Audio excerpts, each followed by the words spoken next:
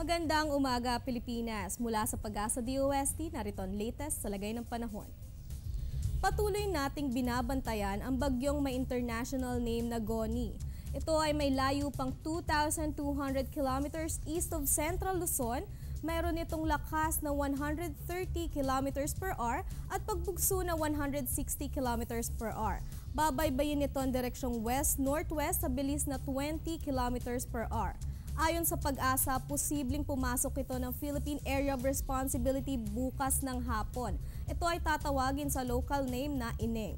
Kapag ito ay pumasok na nga sa PAR, palalakasin nito ang hanging habagat na magdudulot ng pag-ulan sa iba pang bahagi ng bansa.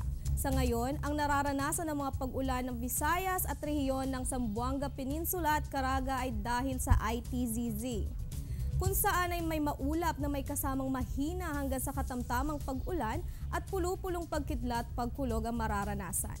Habang dito sa Metro Manila at iba pang bahagi ng bansa ay makararanas po ng bahagya hanggang sa maulap na kalangitan na may pulupulong pagkidlat pagkulog.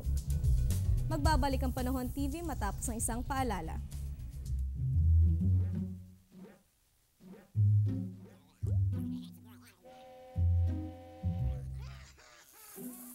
Worried kung nasaan ang package mo? Sa Air 21, worry free! May real-time SMS updates kaya alam mong status ng padala mo every step of the way. Why worry? Pwede namang worry free. Sa Air 21, sagot ko, padala mo. Ngayon alamin naman natin ang pagtaya ng panahon sa iba't ibang bahagi ng bansa. Para sa Luzon, ang Baguio City ay makararanas ng 17 to 25 degrees Celsius na temperatura, habang sa Puerto Princesa may 26 to 32 degrees Celsius ang mararamdaman po natin dyan. Habang dito naman sa Visayas, ang Iloilo at Bacolod, maglalaro ang temperatura dyan sa 25 to 32 degrees Celsius. Sa Cebu naman, magkakaranas po tayo dyan ng maulap na may pulupulong pag-ulan, pagkidlat, pagkulog na may temperaturang 25 to 33 degrees Celsius. Magdako naman tayo sa Mindanao kung saan ang Metro Davao maglalaro ang temperatura sa 25 to 32 degrees Celsius. At dito naman sa Cagayan de Oro, may agwat po ang temperatura dyan na 23 to 32 degrees Celsius.